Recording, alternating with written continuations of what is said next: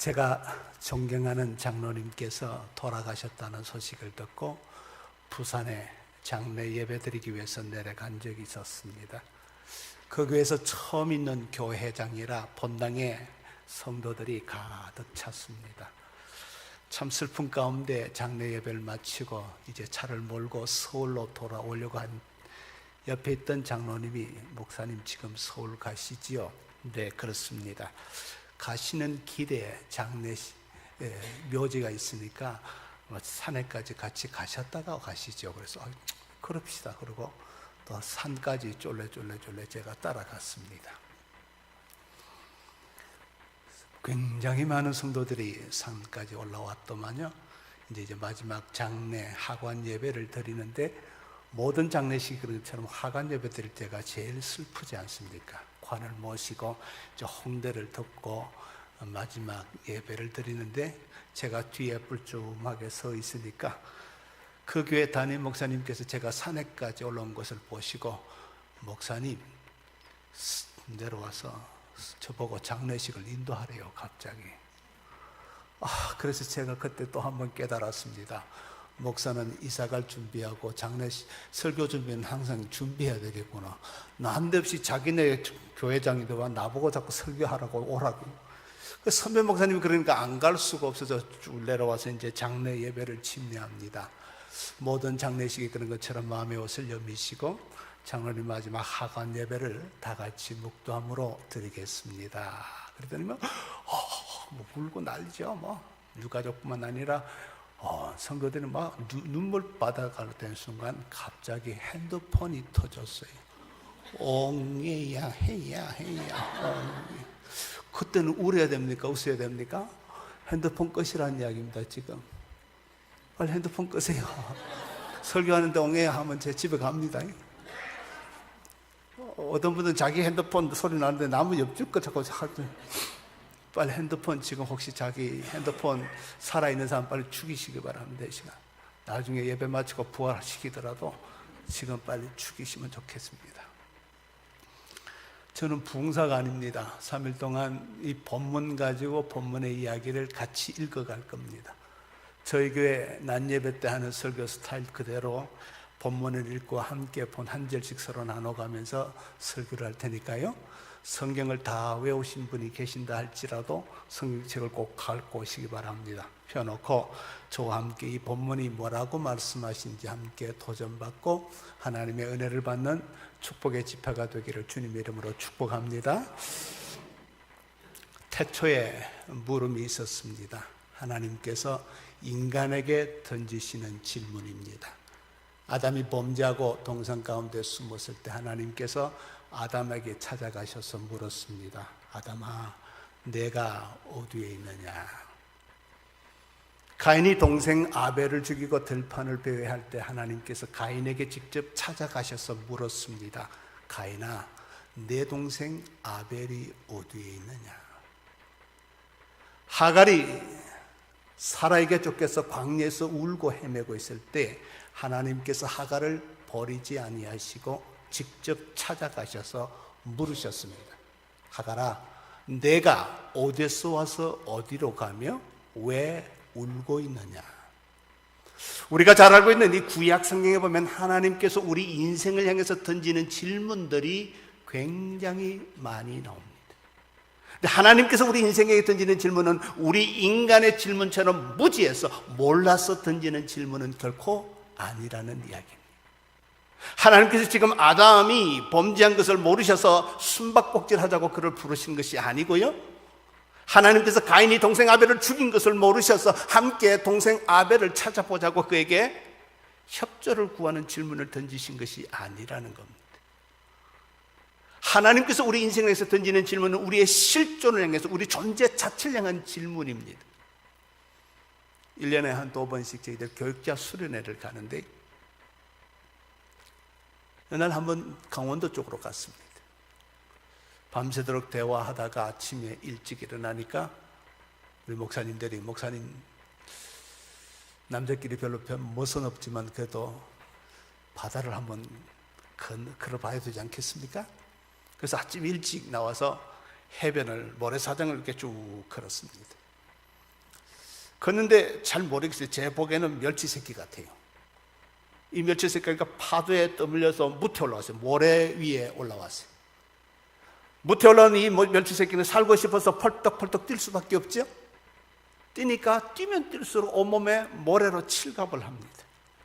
나중에 보니까 머리끝부터 꽁지까지 완전히 튀김 옷 입듯이 모래가 범벅이 됐습니다. 이놈이 뛰다가 힘이 드니까 툭 떨어지더니 눈만 뻐끔뻐끔합니다. 그래서 제가 가다가 섰습니다. 그리고 멸치에게 물어봤습니다. 멸치야, 네가 어디에 있느냐? 제가 멸치의 위치를 몰라서 던진 질문 아닙니다. 너는 물고기로서 물속에 들어가서 유유히 헤엄치고 살아야 될 네가 왜 잊지 말아야 될 무태 올라와서 그렇게 살고 싶어서 벌떡벌떡 뛰고 있느냐는 그의 존재를 향해서 던진 질문이었지요. 지금 여러분이 보고 계시는 저는 목사로서 이문희라는 사람을 보고 계십니다. 이거 가짜입니다. 껍데기입니다. 제가 이곳에 설교하기 위해서 올 때 목사라는 직분으로 완벽하게 지금 포장하고 왔습니다. 거북등보다 더 딱딱한 목사라는 직분을 완벽하게 제가 포장해 왔습니다. 집에 가면 목사로서 이문희가 아니고 한 아내의 남편으로서 이문희, 세 아이의 아빠로서 이문희고 우리 손주들의 할아버지로서 이문희입니다. 제가 집에서 벌어지는 일은 우리 교인들이 알면 기절초풍합니다. 교회에서는 도무지 상상이 안 되는 일이 제 집에서 일어납니다. 그런데 그것도 가짜입니다. 제 아내가 모르는 죄가 있어요. 내가 난 자식들이 죽었다 깨도 이해할 수 없는 나라는 존재가 있어요. 하나님만이 아시는 내가 있어요. 나만이 아는 내가 있다고요. 이것을 우리는 실존이라고 해요. 하나님께서 우리 인생들에게 질문을 던지실 때 목사, 장로, 권사 철저하게 포장된 우리 인간의 껍데기를 향해서 질문하시는 것이 아니라 인간 이 문의를 향해서 질문을 하고 있다는 거죠. 이 질문이 예수 그리스도 안에 들어가면 구원의 초청으로 승화됩니다. 예수님의 일대기를 기록한 마태, 마가, 누가, 요한복음에 보면 예수님께서 우리 인생에게 던지는 질문들을 굉장히 많이 합니다. 오늘 저는 그 가운데 하나, 베데스다 38년 된 병자에게 던지시는 질문, 내가 낫고자 하느냐? 이 질문 가운데 하나님의 세미한 음성을 들을 수 있기를 주님의 이름으로 축복합니다. 이스라엘의 명절날 오늘 본문이 시작됩니다. 이스라엘 명절은 짧게는 한 주간, 길게는 2주간 동안 어마어마한 축제가 벌어집니다. 예수님 당시에 예루살렘 인구가 약 5만 명이 살고 있었다고 그러죠. 신약 학자들에 의하면 이때 흩어져 사는 디아스포라까지 포함해서 성지 순례하기 위해서 예루살렘에 올라오는 유대인의 수가 이루 헤아릴 수가 없는데, 이 한 주간 동안 하나님께 드려지는 양의 제물의 숫자가 약 25만 마리에서 30만 마리라니까 어마어마한 사람들이 예루살렘으로 명절을 지키고 성지 순례하기 위해서 모여든다고 생각할 수가 있습니다.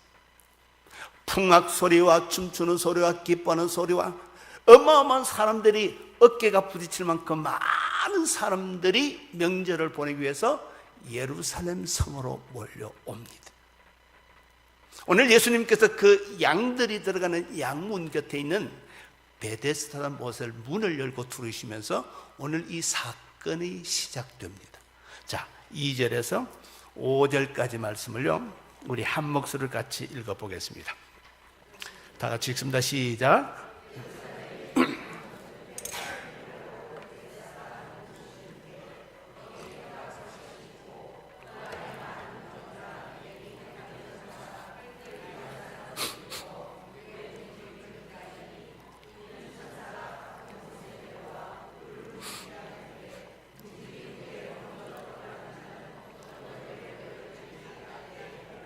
거기 38에 된 병자가 있더라. 아멘. 예수님께서 베데스다의 문을 열고 들어갔더니 행각 다섯이 있고 그게 사람들이 바글바글해요. 근데 오늘 본문이 좀 이상하다는 생각이 안 드세요? 이곳의 이름이 뭐라고요? 베데스다라고 했습니다. 베시란 말이 집이란 말이거든요. 자비의 집, 은혜의 집이라는 뜻을 갖고 있습니다. 예수님께서 지금 은혜의 문에 집에 문을 열고 들어갔더니 사람들이 가득 차 있는데 문제는 온갖 병자로 가득 차 있더라. 이게 예수님에게는 충격이에요. 여러분, 제가 물어보겠습니다. 술집에 가면 누가 있는 게 정상입니까? 술꾼들이 있어야 돼요. 병원에 가면 누가 있어야 됩니까? 환자가 있어요. 감옥에 가면 죄인들이 있어요. 그럼 은혜의 집 베데스다에 들어가면 누가 있어야 됩니까? 하나님의 은혜로 충만한 사람들이 있어야 돼요.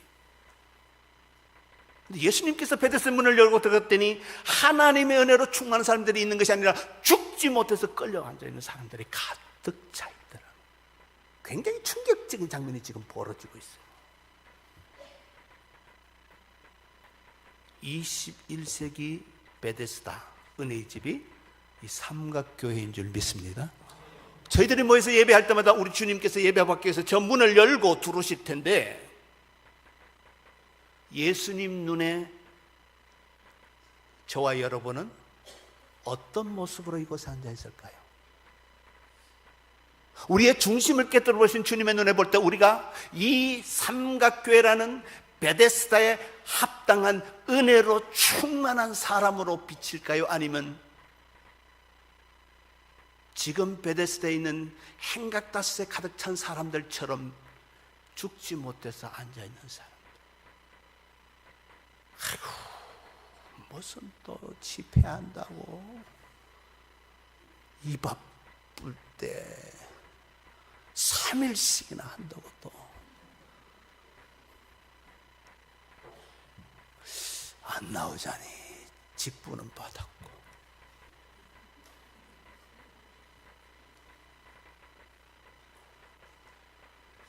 과연 주님의 눈에는 나는 어떤 모습으로 보일까? 그 가운데 38년 된 병자가 있더라는 거죠.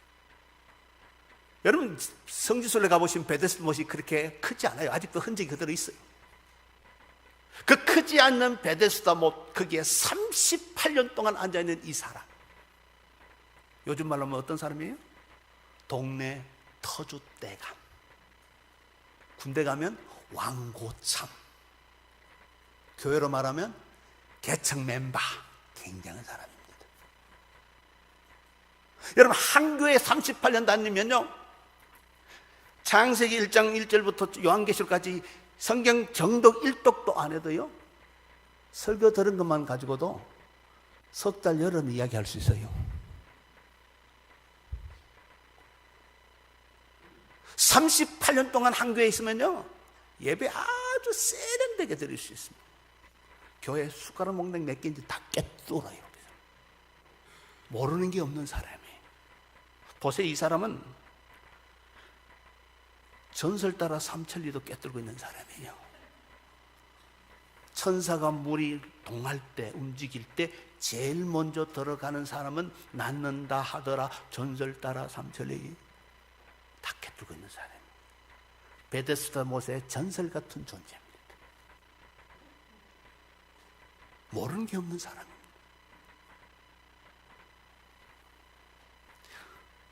나는 3대째 예수 믿어요. 나는 모태 적부터 신앙이에요.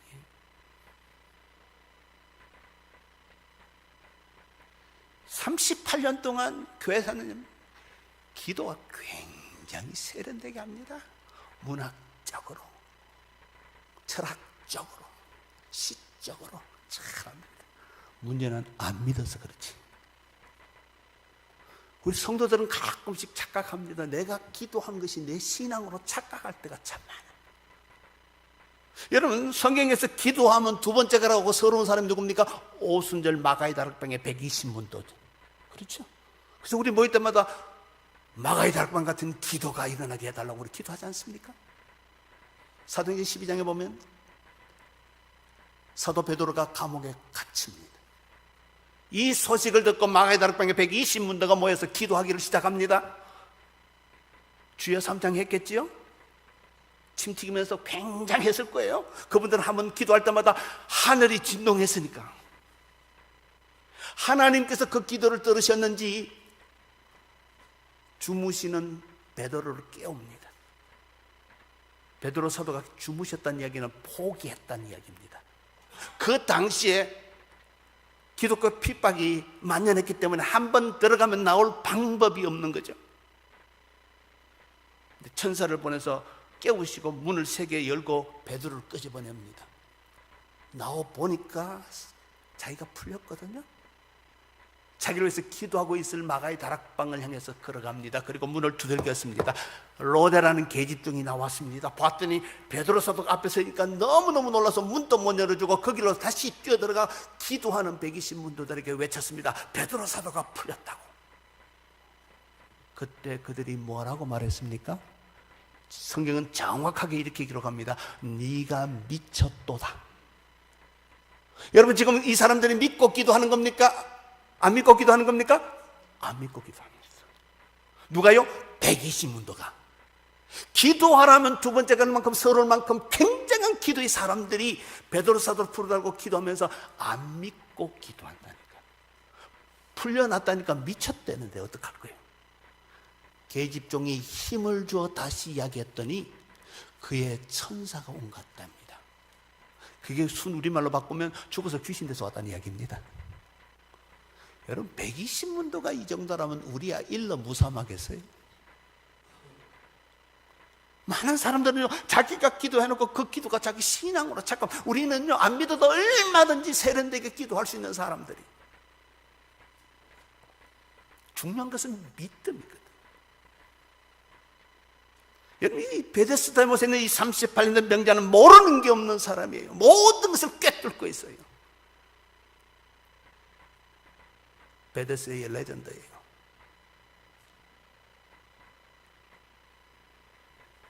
그런데 주님 보실 때 병이 심히 오래된 자, 병이 심히 오래된 자, 은혜의 집에 있으나 은혜와 전혀 상관없이 앉아있는 사람. 제 친구가 목회던 교회에 아주 젠틀맨 장로님이 계셨어요. 인품이 참 좋으셔서 교인들한테 인기가 참 좋았답니다. 이분이 아프신 가운데 세상을 떠나게 돼서 목사님과 동료 장로님들과 권사님들이 함께 임종 예배를 갔습니다. 사람이 임종 예배할 때 마지막 숨을 몰아쉴 때가 제일 힘이 들거든요. 그래서 숨을 몰아쉬는 장로님 앞에 찬양을 시작했습니다. 하늘 가는 밝은 길이요, 찬양을 막 함께 했습니다. 편안하게 하늘 가시라고 찬양을 막 하는데 마지막 숨을 몰아쉬던 장로님이 갑자기 얼굴이 시커멓게 바뀌더니 손을 이렇게 곤두 세우더니 바닥을 긁으면서 죽기 싫라고 바닥을 도는데 함께 찬양하며 예배드리던 동료 장로님들과 권사님들이 깜짝 놀란 거예요. 결코 보지 말아야 될 장면을 보게 된 거예요. 그리고 돌아가셨어요. 예배를 마치고 나오는데 아무도 말을 못합니다. 너무 기가 막힌 광경을 봤기 때문에. 옆에 있던 권사님이 우리 친구 목사에게 묻습니다. 목사님, 저 장로님 천국 갔을까요? 자식이 아버지 집에 가는데 저렇게 싫어할 수 있나요? 우리가 하늘나라 가는데 전부 다 시험이 들었어요. 한동안. 주님 안에서 사랑하는 성도 여러분, 내가 직분을 가졌다고, 내가 모채떡 신앙이라고, 내가 3대 때 예수 믿는다고 공짜로 구원받는 거 아니잖아요. 구원은 내가 인격적으로 1대1 그리스도 예수를 영접할 때만 구원이 일어나는 줄 믿습니다. 저는 지금 직분을 무시하고 신앙의 경륜을 무시하는 이야기가 아니라 중요한 것은 우리에게 구원의 은혜가 있느냐는 것이 중요해요. 은혜의 집에 38년 동안 앉아 있어도 불구하고 주님의 눈에는 은혜와 상관없이 앉아 있을 수 있는 것이 인간이라니까요. 그것을 신앙으로 자꾸 착각할 수 있다는 거예요. 행각 다섯이 그 많은 사람 가운데 오늘 주님께서는 그 많은 사람들을 해치고 들어오셔서 이 한 사람에게 구원의 은총을 입혀주시려고 찾아오신 거죠. 사실 이 본문은 부끄럽게도 제 이야기와 같습니다. 저는 태어나 보니까 불교 믿는 집에서, 유교 믿는 집에서 태어나서 한 번도 교회를 가본 적이 없습니다.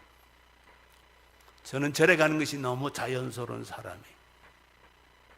21살 때 제가 처음 예배당에 나오게 되었습니다. 예배당에 오자마자 너무 하나님께서 저에게 큰 은혜를 주셔서 학교를 옮겨서 바로 신학대학으로 갔습니다. 그리고 목사 안수를 받고 개척교회를 하다가 한 7개월쯤 했는데 지금 있는 맑은샘 광진교회 장로님 13분이 찾아오셔서 우리 교회 왔으면 좋겠다 그래서 친구한테 그 교회 넘겨주고 지금 있는 교회에 부임해서 28년째 지금 목회하고 있습니다. 전 부목사를 해본 적이 없어요. 그러니까 얼마나 교만했겠습니까?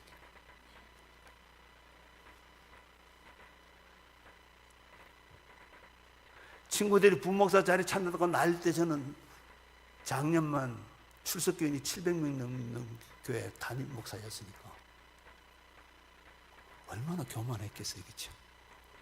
그런데 부임해서 교회가 부흥 안 되면 또 이렇게 주눅이 들 텐데 교회는 또 부흥하네요. 해마다 부흥을 하니까 지금 계속 늘어나니까 앉을 자리 없어서 막 교인들이 막 돌아가니까 교만이 꼭대기까지 올라간 거예요. 저는 그게 교만인지 몰랐습니다. 우리 성도들이 볼 때마다 이거 목사님 그러고 난리죠. 또 어느 날 새벽 기도하려고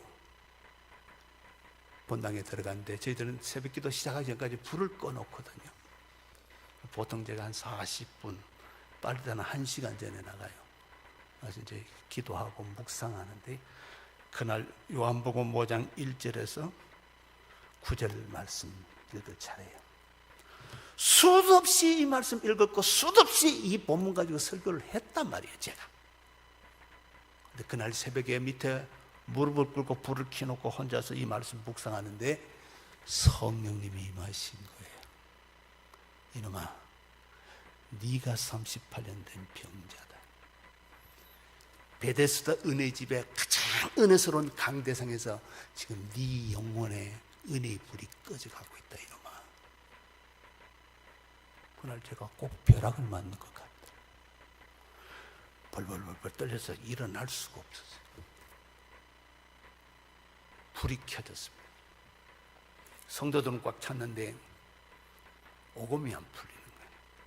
기다시피 해서 올라와서 제가 딱 한 번 이야기했습니다. 처음이자 마지막으로 내가 지금 설교를 못합니다. 불 끌 테니까 각자 알아서 기도하고 가세요 하고 불 꺼버렸습니다. 그리고 주저앉아서 통곡을 했습니다. 하나님 용서해달라고. 주님 용서해 주세요. 내가 남들의 박수 소리에 착각을 했습니다.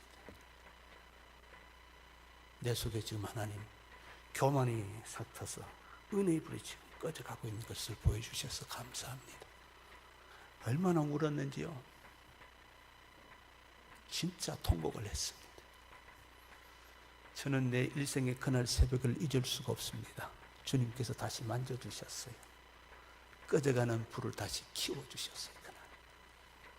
그때 제가 하나님 앞에 서원을 했습니다. 어느 교회 집회 가든지 부끄럽지만 첫 번째 설교는 제가 이 부끄러움 간증하면서 시작하겠다고 제가 서원을 했습니다. 여러분, 우리의 신앙의 경력이 나를 구원으로 인도하는 것도 아니고, 그것이 오늘의 내 신앙을 보장해 주는 것도 아니고, 내 직분이 내 신앙을 보장해 주는 것도 아니고, 오늘 내가 하나님의 은혜의 집에서 어떤 사람으로 앉아 있느냐가 중요해요. 성경에는 우리의 직분이 어떻게 되고 우리의 신앙의 연륜이 어떻게 되고 관심이 별로 없어요. 주님의 관심은 우리가 어떤 자리에서 어떤 일을 하든 예수 믿는 사람답게 살다가 오라는 거죠. 그 외에는 주님 바라지 않으세요. 이 38년 된 병자 보세요. 그 은혜의 집에 38년 동안 앉아있음에도 불구하고 남들이 볼 때는 굉장해요. 집사님 찬양도 잘하셔. 집사님 기도는 어떻게 그렇게 아름다워. 근데 주님의 눈에는 병자예요. 그 병이 심히 오래된 병자예요. 육체의 병에, 영혼의 병에 썩어 문드러져 있는 병자예요. 그게 주님의 눈에 비친 38년 된 병자의 모습이에요.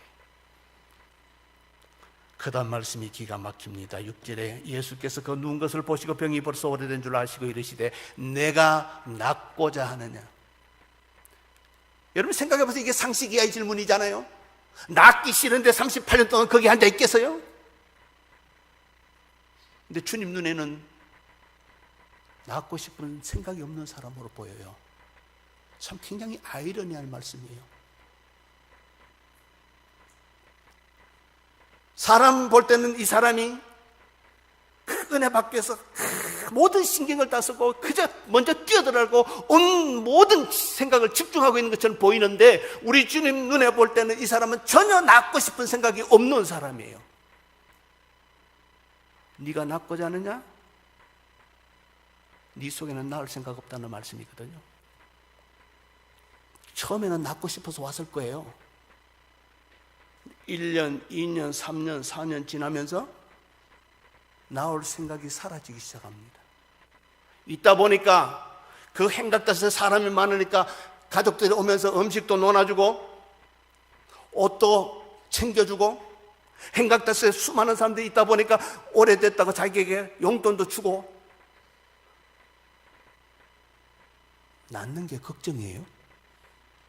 평생 동안 거기 앉아있었기 때문에 나오면 직장도 없는데, 근데 거기 앉아있으니까 38년 왕고참으로 앉아있으니까 오는 사람마다 돈도 찔러주고 음식도 주고 옷도 주니까 너무너무 좋은 거예요. 날 이유가 없는 거예요. 거기 흉내만 내는 거예요. 그냥 그 자리가 좋은 거예요. 그 주님 눈에 볼 때는 날 생각이 없는 사람이에요. 남들 볼 때는, 사람이 볼 때는 날 생각이 있는 것처럼 보이는데 주님 눈에 볼 때는 날 생각이 없어요. 변화받는 게 싫은 거예요. 지금 이대로가 너무 좋은 거예요.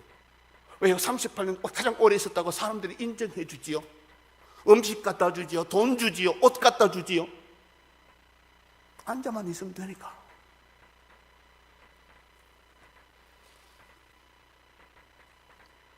많은 교회 중직자들이요 변화를 싫어합니다. 그냥 이대로 막 불편하지 않는데, 우리가 불편하지 않다고 그냥 있는 순간에 우리 젊은이들이 다 세상으로 간다는 사실을 기억하셔야 돼요. 엘빈 토폴라가 부의 미래라는 아주 놀라운 책을 썼습니다. 세상의 변화에 대해서 이야기합니다.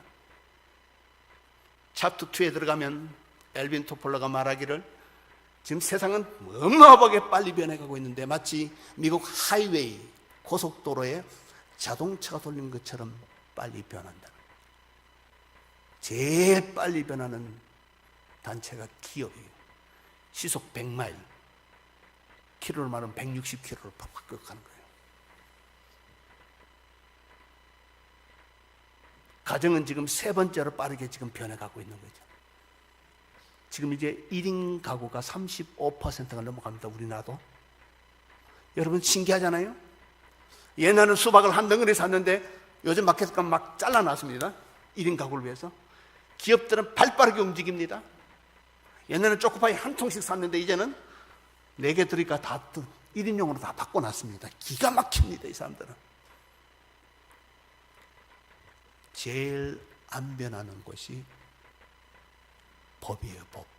시속 1마일. 그 다음 안 변하는 데가 정치권, 시속 5마일.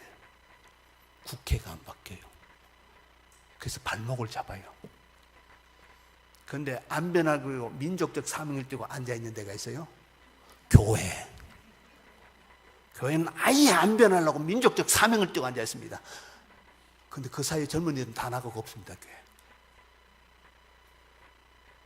진리를 보수하는 것이지 진리를 담은 그릇을 보수하는 건 아니잖아요. 강대상 하나 바꾸는 것도 회의를 해야 되고 안 변해요, 안 변해요. 여러분, 우리가 미국에 이민 가면, 아메리칸 드림을 이루기 위해서 이민 가면 미국 가자마자 우리는 미국 말을 배워야 돼요. 미국 법을 알아야 돼요. 미국 사람들이 어떻게 사는지 삶의 행태를 배워야 돼요. 안 그러면 이민 가면 실패자입니다. 우리는 20세기에 살다가 21세기로 이민 왔습니다. 지금 우리 여기 계신 분 대충 봐도 대부분이 99.9%는 20세기에 청춘을 다 바친 사람들이에요. 근데 하나님의 은혜로 우리는 2세기를 사는 복을 받았어요. 그렇죠? 그래서 우리 21세기로 잠깐 이민 왔는데 21세기 이민 왔으면 21세기 사람답게 살아야 되는데 우리는 20세기처럼 살아야 된다고 강조를 해요, 교회에서. 그러니까 21세기 젊은이들이 다 나가버리는 거예요. 한번 생각해 보세요. 저는 일을 하려면 컴퓨터를 켜요. 근데 21세기 애들은 항상 컴퓨터가 24시간 돌아가고 있어요. 그게 달라요, 저희들하고. 생각도 다르고 삶의 행태도 다 달라요. 우리 기준으로 자꾸 아이들을 잔소리하고 아이들을 야단치면 아무도 교회 안 합니다. 저희 장로님들한테 제가 늘 하는 소리가, 장로님들과 저는 사막에 던져놔도 예수 믿어요. 배반 안 합니다. 근데 젊은 애들 보고 사막에 사람 다 도망갑니다. 교회를 사막으로 만들면 되겠습니까? 하드웨어부터 다 뜯어 고쳐야지요. 여기 계신 분이나 저는 교회를 옮기면 죽는 줄 알아요. 근데 30대, 40대 젊은이들은요, 손바닥 뒤집듯이 교회 옮겨 다닙니다. 왜냐하면 21세기 환경에 맞는 교회를 찾아갑니다. 아이들 하나 아니면 둘밖에 없기 때문에 아이들, 주일학교 아이들 잘 때 있는 교회로 옮겨 다닙니다. 저에게도 등록하면 어떻게 등록하셨습니까? 아, 주일학교 애 때문에 왔어요. 지금 환경이 그렇게 바뀌었다는 거잖아요. 변하지 않으면 죽어요. 오죽하면 이건희 씨가 마누라와 자식은 바꿀 수 없으니까 마누라 자식 빼고 다 바꿔라 그랬겠어요. 그래서 그 유명한 핸드폰 화형식을 했잖아요. 애니콜 다 태워버렸잖아요. 바꾸라도 안 바꾸니까. 그 다음에 갤럭시가 나와서 세계적인 기업이 되어버렸잖아요. 안 변했던 회사는 전부 다 한순간에 다 날아갔잖아요. 코닥 필름 이거 어마어마했잖아요. 지금 흔적도 없이 사라졌잖아요. 필름 없는 카메라가 나올 줄 꿈에도 몰랐잖아요. 세상은 그렇게 바뀌어가는 거예요. 이 사람은 30분 정도 여기 앉아서 변할 생각이 없는 거예요. 편안하니까. 변할 이유가 없으니까. 내 몸 하나 괜찮으니까. 사람들이 인정해 주겠다, 먹을 거 주겠다, 입을 거 주겠다, 용돈 주겠다, 인정해 주겠다, 이 정도면 됐다는 거예요. 주님의 눈에는 심히 병든, 병이 오래된 자,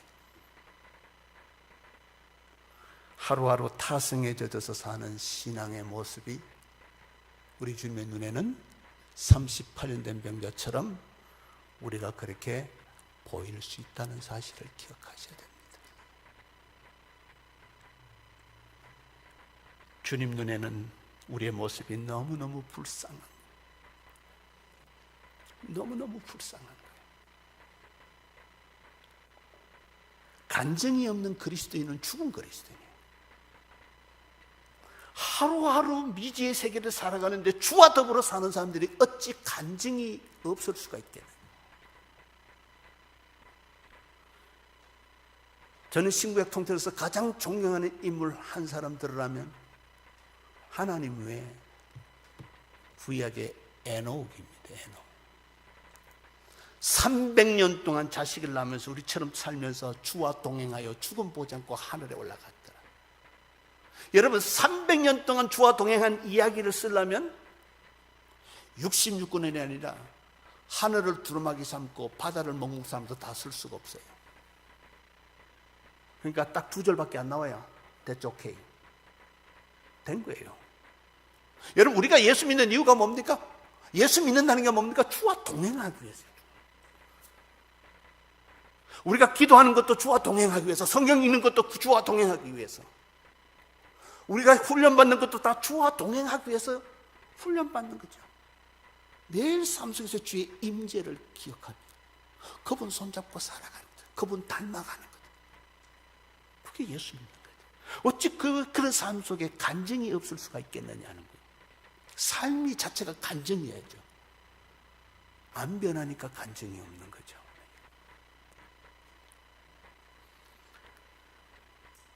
초대교회 이기풍 목사님 따님 되시는 이사례 권사님을 저희 교회가 정교인 수련회 할 때 강사로 한번 모신 적이 있습니다. 정말 얌전하세요. 제 차에 모시고 제 아내와 함께 수련회 장소로 가는데 저희 집사님이 그래, 여보 나도 저 권사님처럼 늙고 싶다. 얼굴이요 천사 같아요. 광이 나요.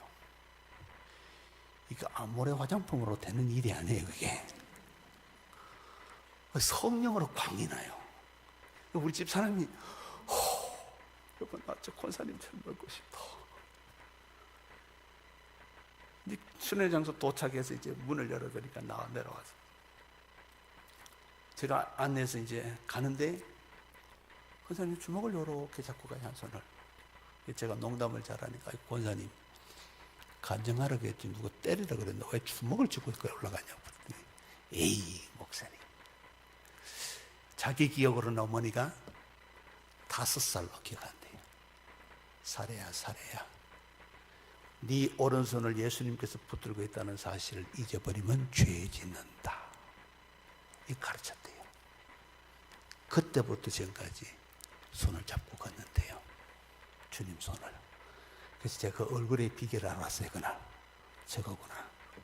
주와 동행하면 이게 성령으로 화장하는 거예요. 이게 그게 간증이 있는 삶이 된다고. 그게. 그렇지 않으면 변할 수가 없어요.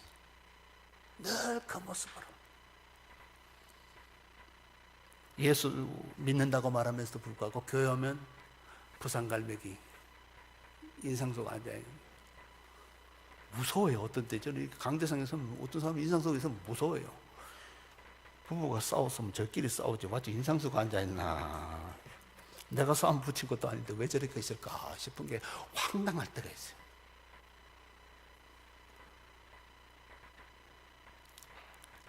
주님 눈에 비치는 38년 된 병자는 결코 나올 생각이 없고 변할 생각이 없어요. 자기 만족에 충만해 있는 사람.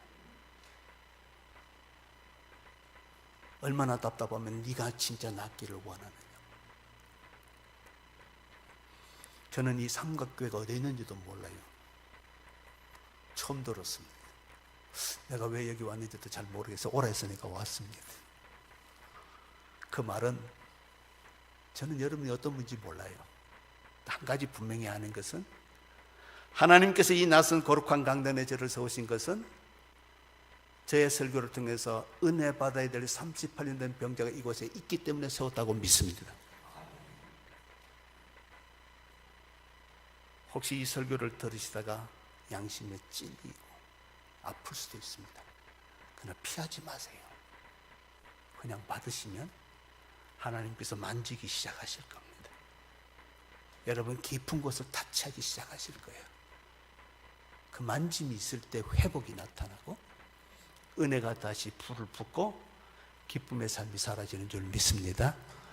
지금 이 38된 병자에게 주님 그것을 위해서 행각 다 쓸 사람들이 가득한 것을 뚫고 지금 38년 된 병자에게 딱 오신 거예요. 그리고 네가 낫기를 원하느냐 묻고 계세요. 그 병자가 뭐라고 대답합니까? 우리 7절을 한 목소리 같이 읽을까요? 시작. 병자가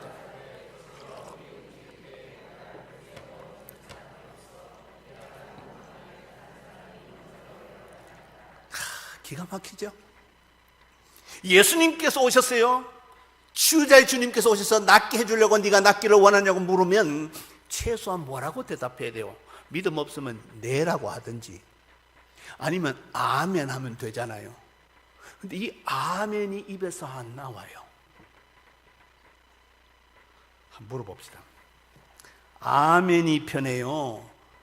병자가 대답해 주여 물이 움직일 때 나를 못에 넣어주는 사람이 없어. 내가 가는 동안 다른 사람이 먼저 내려가나이다. 이게 편해요? 얼마나 어려워. 병자가 대답하되 주여 물이 움직일 때 나를 못에 넣어주는 사람이 없어. 내가 가는 동안 다른 사람이 먼저 내려가나이다. 제가 목회하면서 깨닫는 게 은혜 없는 게 말이 많아요. 이게 참 말 많아요. 교회에서 아멘이면 되는데 그 아멘이 안 돼서 병자가 대답하되 주여 물이 움직일 때 나를 못에 넣어주는 사람이 없어. 내가 가는 동안 다른 사람이 먼저 답을 다 갖고 있습니다. 자기 답을. 이게 굉장히 무서운 사람입니다. 안 변하기로 작정한 사람은 항상 자기 답, 자기 합리화 다 준비되어 있습니다. 아멘이 안 돼. 아멘은 아무나 하는 게 아니라는 것을 제가 깨달아요. 제가 LA 집회 갔더니 노신사 한 분이 제일 앞에 앉아 너무 젠틀하게 생기셨어요. 아까처럼 찬양팀이 나와서 찬양을 막 인도했어요. 목사님 먼저 옆에 앉아 같이 찬양을 인도하는데 이 노신사분이 저는 그렇게 아름답게 찬양한 것을 처음 봤습니다. 진짜 어린아이처럼 찬양을 해요. 저 여러 개 가봤지만 그렇게 남자분이 그것도 하얀 백발의 노신사 그렇게 찬양을 처음 봤거든요. 그래서 담임 목사님한테 물어봤어요. 저분이 누구냐 했더니 선임 장로님이래요. 더 충격받았습니다. 보통 장로님들은 찬양 안 하잖아요. 이러지. 근데 이분은 손을 들고 찬양하는데 그냥 장난치는 게 아니고 너무 거룩해요. 저 전도서부터 40년째거든요, 지금. 많은 교회 가봤거든요. 너무 충격적이었습니다. 그래서 이제 그분 때문에 제가 은혜를 받고 설교하는데 너무 힘이 나는 거예요. 너무 좋은 거예요, 그분. 끝나고 나니까 그분이 이제 선임장로로서 저한테 식사를 대접한대요. 첫날. 그래서 목사님하고 이제 같이 갔어요. 식당 가서 장로님 감사합니다. 왜요? 장로님 그 찬양하는 모습에 제가 너무 은혜 받아서 오늘 설교하는데 너무 편했다고, 너무 고맙다고. 아이고 무슨 소리 하니까 제가 지금 은혜 받아서 좋은데요. 그 제가 앉아서 물어봐서 장로님 어떻게 언제부터 그렇게 찬양을 그렇게 아름답게 하셨나요? 그랬더니 그 장로님 대답이 기가 막힙니다. 목사님, 제 손이 여기서 여기까지 올라가는데 30년 걸렸습니다. 그럼 무슨 말입니까? 우리 담임 목사님이 손들고 찬양합시다 할 때 같이 손들어 봤고, 찬양사역자들이 손들다 할 때 자기가 손들어 봤지만 자기가 예배 시간에 하나님의 인재를 경험하고 스스로 손든 건 30년 만에 들었대요. 이제는 이게 들린대요. 너무 자연스럽대요. 자기는 예배 시간마다 하나님의 인재를 경험한대요. 이거 아무나 드는 거 아닙니다. 이거 인간적으로 들려면 쪽팔려서 못 듭니다. 사람 눈치 보는 사람 절대로 못 듭니다. 하나님의 임재를 경험한 사람만 들을 수 있어요. 이게 아멘 아무나 못합니다. 이거. 잘못 아멘 했다가 하나님의 은혜가 아니면요 아멘 이게 쉽게 되지 않습니다. 38년 동안 은혜집에 앉아있음에도 불구하고 아멘이 안 된다니까. 이 사람은요 자기 생각에 갇혀 사는 사람, 전혀 은혜와 상관없는 삶을 혼자 살면서 은혜라고 착각하고 사는 사람이에요. 이 사람.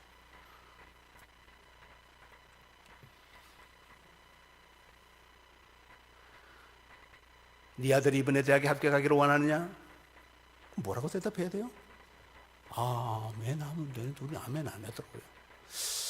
수능시험 380개를 맞았으면 좋겠다. 이렇게 거래를 하더만요. 아니,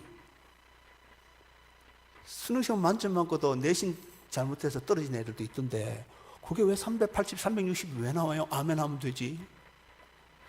네 사업이 잘 되기를 원하느냐? 아멘 하면 된다. 안 그래요? 월요일날 돌아오는 수표를 막아줬으면 좋겠는데 그럼 화요일부터 안 막아줘도 돼요? 그 왜 월요일, 화요일에 왜 자꾸 딜이 들어가요? 우린 자꾸 뭔가 자기 의가 들어가야 된다고 착각합니다. 저희 교회들, 교회마다 그렇잖아요. 남자분들이 신앙생활에 좀 어려운 환경인 것 같아요, 대한민국은. 저희 교회는 집사를 줬는데 일 안 하고 밥만 먹고 가면 밥 사라 그래요, 제가. 남자 밥사가 많아요, 보통 교회마다 보면.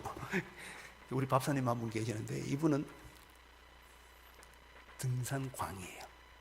산을 그렇게 잡아요, 다람쥐 같이. 근데 주일날 친구들, 안 믿는 친구들 산악회 가잖아요. 가자 그러잖아요. 주일날 예배 드리려고 차를 타고 오면요, 우리나라는 막 전부 다 단풍이에요. 온갖 이 아웃도어 색깔이 얼마나 화려한지 미친 나라 같아요. 제가 서울여대 옆에 사는데요, 그 뒤에 공릉산, 사람들이 배낭을 막 입고 막 파카를 입고 이래. 우리 집사람한테 물어봤어요. 저 사람 히말라야 올라가나? 히말라야 올라가는 장비를 들고 올라가요.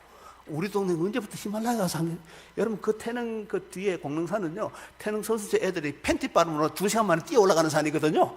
거기에 완전무장하고 올라가요. 제가 늘 궁금해요. 저 안에 뭐 들어있을까? 그게 궁금해요. 그렇게 올라가야 폼이 나는지. 이 등산하는 게 이게 전 세계에서 아웃도어를 제일 사랑하는 민족이 아니 대한민국 사람.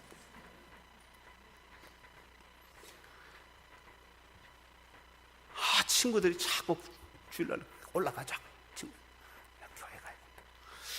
예배 안 드리고 올라갔다면 벼락 맞을 것 같으니까 예배는 드려야 되잖아요.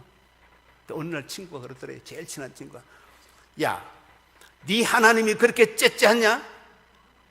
365일 교회 갔는데 한 번 빠졌다가 벌 주고 그런 하나님이야. 그런 하나님 같은 믿지 마라. 가만히 생각해보니까 맞잖아요. 너는 예수 다 믿는 게 나보다 어떻게 하나님 그렇게 쓰지 않았냐? 그렇죠. 하나님 한 번 왔다고 막 상 주고 한 번 안 나왔다고 벌 주고 뭐 그런 하나님 아니잖아요. 그래, 맞다. 1년에 한 번 정도는 빠져도 되겠네. 그리고 이제 친구들하고 주일날 교회 안 나오고 북한산에 올라간 거죠. 북한산에 올라가서 야오야오하고 신나게 진짜 속에 있는 거 다 판 거예요. 헤어질 때는 각자 빠른 길로 내려오고, 해가 니어니어 될 때 어떤 사람은 도순산으로 내려가고, 어떤 사람은 저기 사직선으로 내려가고, 어떤 사람은 419 타고 내려가고, 다 흩어졌어요. 이분은 그래도 또 자주 오지 못하잖아요. 혹시 벼락 맞을 줄 모르니까. 온 김에 원도 한도 없이 누린다고 인수봉으로 내려왔어요. 여러분, 북한산에서 사고 나면 어디서 사고 납니까? 인수봉에서 사고 나요. 간만에 올라갔더니 다리가 풀려서 내려오다가 그냥 쭉 미끄러져 버렸어요. 쫙 떨어진데 본능적으로 치니까 가는 가지를 하나 매달려 죽을지. 이게 땡기자니 빠질 것 같고 매달릴 수 있는 게 힘 빠지고 죽겠죠. 그게 누가 없어요. 사람 사야. 이미 어두워졌는데 메아리 소리만 들리죠. 불러도 대답 없는 이름이요. 부르다가 내가 죽을 이름이 하고 막 불러봤어요. 그냥 막 부르는데 아무도 대답을 하지 않더라고요. 나중에 힘이 쭉 빠져서 이제 마지막 한번 부르고 죽으리라 생각하고 여기 누가 없어요. 사람 살려. 그랬더니 하늘에서 음성이 들리더래요. 내가 여기 있다. 누구십니까? 여호와 하나님이다. 역시 하나님은 살아계시군요. 살려주세요. 하나님이 그러시더랍니다. 네가 나를 믿느냐? 그래서 집사님이, 하나님, 그래도 내가 소위 집사인데 집사가 하나님 안 믿고 누구 믿겠습니까? 믿습니다. 근데 성경에 보시면 우리 하나님은 굉장히 유머러스해서 꼭 3-4번 묻는단 말이지. 그렇지 않아요? 한 번만 물으면 그냥 입술에 침 베르고 거짓말하면 되겠는데 꼭 3-4번 묻는다. 네가 나를 사랑하냐 몇 번 물었어요? 환장한다. 이제 3번 물으면 두 번째 또 묻기는 네가 나를 믿느냐? 와, 그러니까 이분이 저는요, 목회하면서 이 뱀기 가는 소리 하는 사람들 있죠. 너무 안타까워요. 저렇게 안 믿어지실까? 그냥 믿습니다 하지 왜 기도를 하고 막 쉬쉬쉬. 저렇게 안 믿어지실까? 너무 안타까워서 죽겠어요. 그런 사람들 보고. 그냥 무슨 믿으면 되지. 뭘 새끼 꼬다시 빡 꼬면서 쉬쉬쉬 하는지 저는 이해가 안 돼요. 안 믿어지니까 그랬겠죠. 용선다고. 쉬쉬쉬 해야 돼. 또 세 번째 또 네가 나를 믿느냐? 그 다음에 물러날 데가 없잖아요. 세 번째. 이 집사님이 그랬답니다. 하나님, 지금까지는 잘 안 믿었지만 용서해 주시면 이번만 살려주시면 제가 열심히 잘 믿겠습니다. 근데 하나님이 네가 이제 정직하게 대답하니까 너를 살려주겠다. 너가 믿는 데서니까 일단 손부터 놔봐라. 이거 놓으면 일단 믿는다 그랬으니까 이거 놔라는 거예요. 보니까 정신이 하나도 없잖아. 갑자기 이 집사님, 밥사님 머리 회전이 빨라집니다. 놓을까 말까 하다가 소리를 지르습니다. 거기 하나님 말고 다른 사람 없습니까? 자기 소리에 놀라서 깨보니까 꿈이더래요. 그게.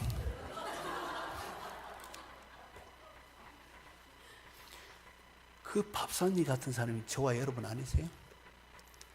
하나님께서 우리에게 은혜 주시고 응답해 주시면 혼자 신앙생활 잘하는 것처럼 막 온갖 교만 떨다가 하나님께서 응답해 주지 않으시고 가정에 우한 직구가 있고 생각지 않은 병이 생기고 자식에게 문제 생기면 하나님 말고 다른 거 찾아가요. 미아리 간다고. 미아리 단골 중에 그리스도인들이 상당히 많다는 사실 아시죠? 하나님 말고 사람 찾아가고 하나님 말고 무당 찾아가고 하나님 말고 돈 찾아가고 하나님 말고 권력 찾아가고 별짓을 다 38년 된 병자처럼 아멘이 안 돼요. 아멘. 너무 기가 막히잖아요.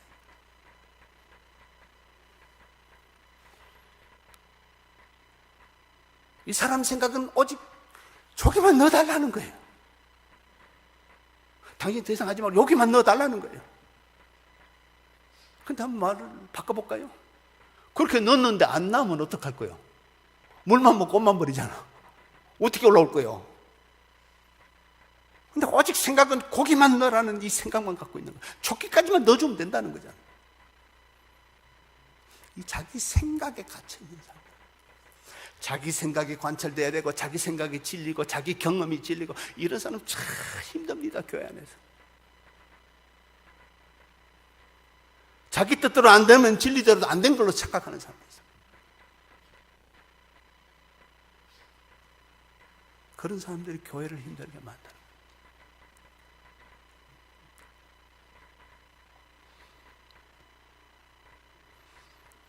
이 정도 되면 제가 예수님 같으면 인간아 네가 걷다고 하니까 그래 살지 그래서 너 죽어라 버릴 것 같은데 우리 주님은 또 안 버리셔요. 8절 9절 읽어봅시다. 예수께서 시작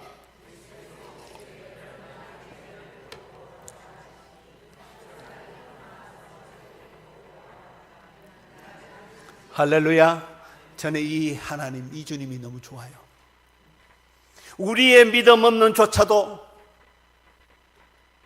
버리지 아니하시고 손 붙들고 일으켜 세워주시는 주님. 은혜죠, 은혜. 저는 이 주님이 너무 좋아요. 여러분 한번 생각해 보세요. 우리가 일주일 동안 살면서 눈으로 짓고 생각으로 짓고 입술로 짓고 손으로 짓고 발로 짓고 마음으로 짓는 모든 죄, 우리가 죄 지을 때마다 공중에 확성기다 놓고 공개해버리면 여기 얼굴 들고 교회 오실 분 계신가요? 아니 여기 서서 설교할 목사가 있을까요? 저는 자신 없습니다. 우린 생각으로 마음으로 수없이 사람들을 미워하고 죽일 때가 많아요. 눈으로 얼마나 많은 죄를 져요.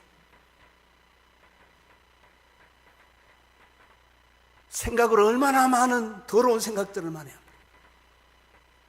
인터넷 들어가면 별 세상을 다 보잖아요.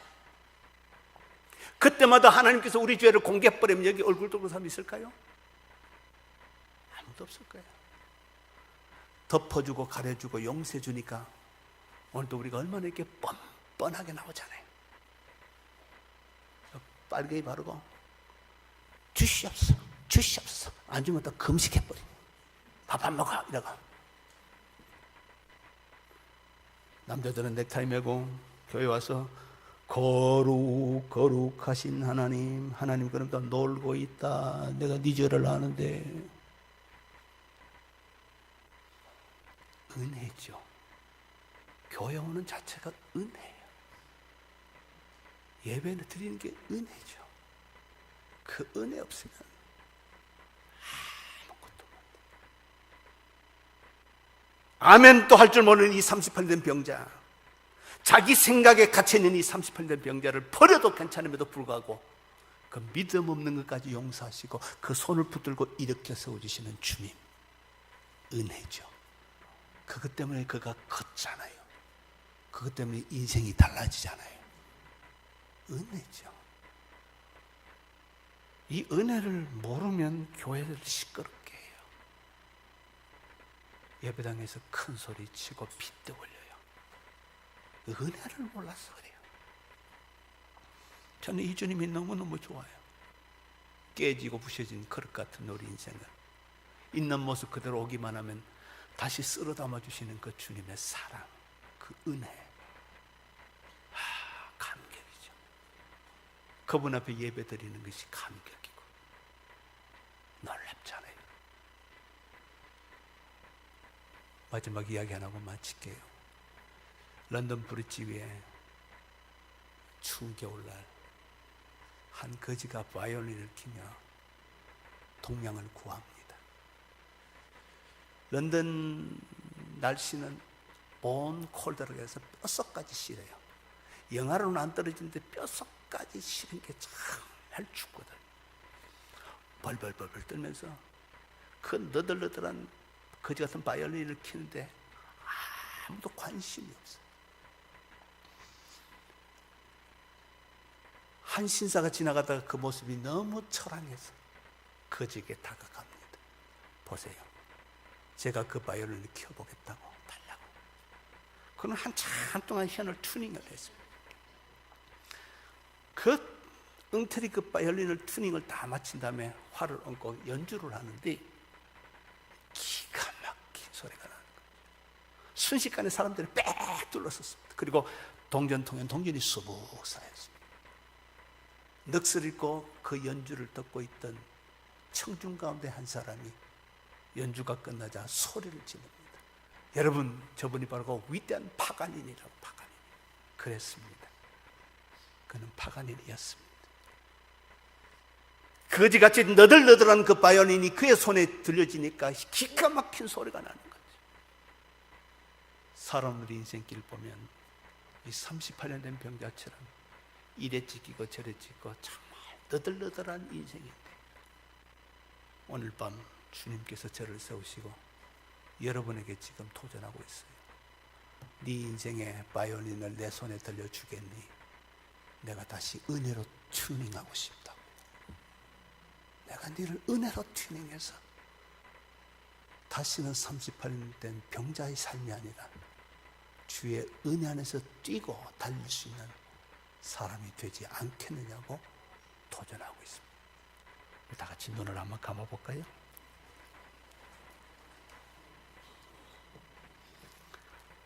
이 시간 제가 여러분에게 도전합니다. 마음을 여시고요. 주님은 오늘 여러분을 보고 계세요. 여러분의 외모를 보시는 것이 아니라 여러분의 중심을 보고 계십니다. 주님은 여러분에게 말씀합니다. 네가 낫기를 원하느냐? 내가 너를 안다. 행각다섯의 사람이 가득 있어도 은혜 받을 38년 된 병자를 아시고 그 앞에 찾아오시고 내가 낫기를 원하냐고 물으신 그 주님께서 오늘 여러분을 향해서 던지는 질문입니다. 내가 낫기를 원하느냐? 은혜의 불이 지금 가물가물 꺼져가는데도 모르고 사는 네 심령이 다시 은혜의 불로 회복되기를 원하느냐고 묻고 있습니다. 하나님, 내가 바로 38년 된 병자이군요.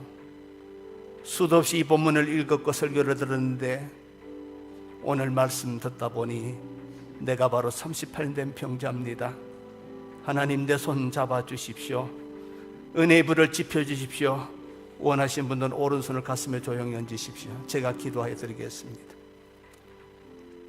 주님은 지금 묻고 있습니다. 네 인생이 온갖 잡생각으로 너덜너덜해져 있느냐? 내가 은혜로 튜닝하고 싶다. 남들이 평가하는 너의 모습이 아니라 너의 실존을 향해서 내가 묻는다. 튜닝 받기를 원하느냐? 내가 낫기를 원하느냐 묻습니다. 오른손을 가슴에 올리시고 우리 이 시간 함께 기도하고 제가 기도할 텐데, 하나님, 내 손 잡아주세요. 사람을 의식하지 않고 하나님을 먼저 의식하게 하시고, 하나님, 내 속에 꺼져가는 은혜의 불을 다시 한번 지펴주시고, 이번 집회기간 동안 하나님, 서럽게 은혜 안에 충만하는 베데스다의 사람답게 은혜 충만한 삶을 살게 하여 주시옵소서.